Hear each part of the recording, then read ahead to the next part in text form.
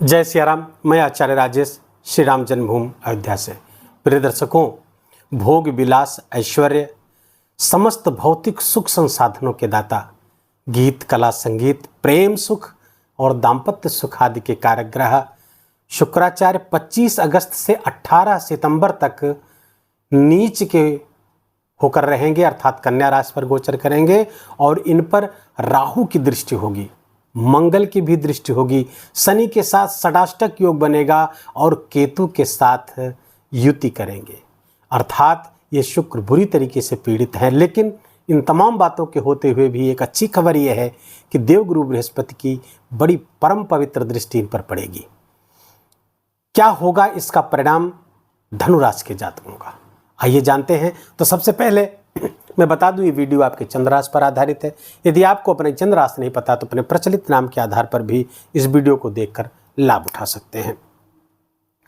धनु राशि के जातकों के लिए शुक्र आपके छठे स्थान के स्वामी हैं और लाभ स्थान के स्वामी होकर के दसम स्थान पर गोचर करेंगे। दसम स्थान पे शुक्र का गोचर वैसे भी बहुत अच्छा नहीं माना जाता, और जब वो छठे के स्वामी होंगे अर्थात रोग ऋण शत्रु के स्वामी होकर के दसम गोचर करेंगे, पीड़ित होंगे, समस्या पैदा करेंगे, परेशानियां पैदा कर सकते हैं। खासकर कार्यस्थल पर आपको समस्या देंगे। आपको अपने जहां पे काम करते हैं, चाहे नौकरी करते हो, चाहे व्यापार व्यवसाय करते हैं, वहां पर बहुत संभल कर रहना होगा। खासकर स्त्री वर्ग से बहुत सावधान रहना होगा। वहां से परेशानियां आ रही हैं, आपकी कार्यशैली पर प्रश्न खड़े होंगे, आपके कार्यशैली की निंदा होगी। माता के स्वास्थ्य में जहां एक तरफ समस्या होगी, वहीं सामाजिक अपमान का, सम्मान में कमी का भी एक योग बना हुआ दिख रहा है। अच्छी बात यह है कि कहीं भी धन संबंधी समस्या नहीं आ रही है। धन बढ़ता हुआ दिख रहा, धन तो हो आएगा, आय वृद्धि होगी, पैसे खूब आएंगे, लेकिन उन पैसों के साथ, उस धन के साथ कुछ परेशानियां भी दबे पांव आती हुई दिख रही हैं।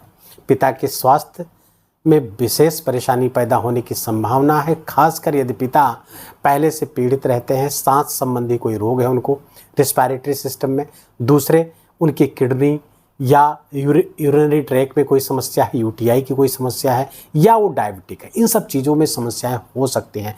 आपके भी स्वास्थ्य में समस्या हो सकती है, क्योंकि छठे के स्वामी हैं, तो आपको भी अपने प्रति बहुत सावधान रहने की आवश्यकता है। खासकर कमर के नीचे के अंगों का विशेष ध्यान रखने की आवश्यकता रहेगी। मन में अशांति आएगी, थोड़ा वाहन दुर्घटना का भी भय बना हुआ है। धनुराशि के जातकों के लिए गोचर मैं कतई अच्छा नहीं कहूँगा। हाँ, अच्छा है तो केवल आर्थिक मामलों के लिए गोचर अच्छा है। आर्थिक मामले आपको आप समृद्ध होंगे, लेकिन अन्य तरफ से परेशानियां होती हुई दिख रही। घर में कोई काम हो रहा है, कहीं कोई कंस्ट्रक्शन साइट पे काम करते हैं आप, वहाँ से मजदूरों से बड़ा विवाद हो सकता है। आप बड़े स्तर पे काम करते हैं तो मजदूर यूनियन आपके खिलाफ हो सकता है, वहाँ भी समस्या हो सकती है। इसलिए आर्थिक लेन देन और विपरीत लिंगी के साथ संबंध को हमेशा वहाँ सावधानी बरतिएगा और स्त्री वर्ग का विशेष सम्मान करिएगा। यहाँ पर शुक्र गोचर करते हुए 3 नक्षत्रों पर गोचर करेंगे, उत्तरा फाल्गुनी, हस्त नक्षत्र और चित्रा नक्षत्र। उत्तरा फाल्गुनी नक्षत्र है सूर्य का, और सूर्य इस वर्तमान में आपके भाग्य स्थान पर गोचर कर रहे हैं। सूर्य के नक्षत्र पर जब शुक्र आते हैं तो ये अत्यधिक आवेगशील हो जाते हैं, अत्यधिक ऊर्जा से भर जाते हैं, बहुत कॉन्फिडेंस आ जाता है। अब फिर ऐसा शुक्र गलत कार्य भी बहुत कॉन्फिडेंस से करवाने लगता है। यहाँ पर ध्यान रखिए, ऐसे जातक, धनु राशि के जातक गलत कार्य अच्छे कॉन्फिडेंस के साथ कर जाएंगे और यहीं पे समस्या पैदा हो जाएगी।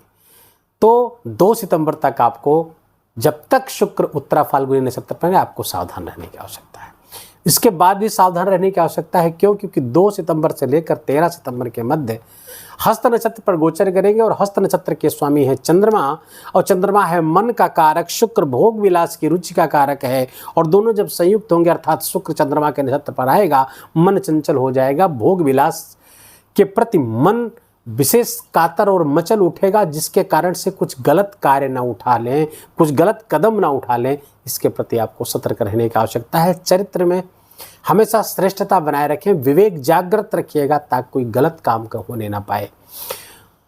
दूसरा, 13 सितंबर से लेकर के 23 सितंबर के मध्य शुक्र मंगल के नक्षत्र पर गोचर करेंगे और मंगल का नक्षत्र है चित्रा, और चित्रा नक्षत्र पर गोचर करते हुए देखेंगे मंगल कहाँ गोचर कर रहे हैं, आपके सप्तम स्थान पर। और फलतः जीवन साथी के साथ विवाद, मतभेद, ससुराल पक्ष का हस्तक्षेप आपके जीवन में बढ़ सकता है, उसके कारण से विवाद, मतभेद जीवन साथी से संभव है। दूसरे, इसी 13 सितंबर से लेकर के 23 सितंबर के मध्य में कोई व्यापार व्यवसाय है और वो पार्टनरशिप है, तो पार्टनरशिप से विवाद, पार्टनरशिप में विवाद, पार्टनर से विवाद, इन सब चीज़ों का ध्यान रखिए। जीवन साथी के स्वास्थ्य में भी कुछ समस्याएं 13 सितंबर से लेकर 23 सितंबर के मध्य में आ सकती हैं, विशेष सावधान रहें। उपाय क्या करिए? उपाय, आप श्री सूक्त का 3 बार पाठ घी का दिया जला करके पूजा पीठ पे या किसी देवी मंदिर में जाकर के लाल पुष्प अर्पित करके सुनिए या पाठ करिए। दोनों का लाभ एक है, लेकिन जो पाठ करने का नियम है वही श्रवण करने का भी नियम है। प्राय लोग करते हैं कि वीडियो चला करके फिर सुनते रहते और कोई काम भी करते रहते हैं, ये गलत है। आप सुनिए तो केवल सुनिए, जैसे पाठ करते हैं तो केवल पाठ करते हैं और कुछ नहीं कर पाते, ठीक उसी तरह करेंगे। जो लाभ है श्रवण और पाठ का सेम है। दूसरा क्या उपाय करें? दही में मिश्री मिला करके भगवान शिव को अर्पित करिए, या खांड मिला करके या शक्कर मिला करके शिव को अर्पित करिए। सोमवार और शुक्रवार सफ़ेद पुष्प अर्पित करके अपनी मनोकामना कहिए, शुक्र अच्छा परिणाम देगा। नहाने के पानी में केवड़ा जल, गुलाब जल या कच्चा दूध मिला करके रोज नहाते रहें, शुक्र अच्छा परिणाम देंगे।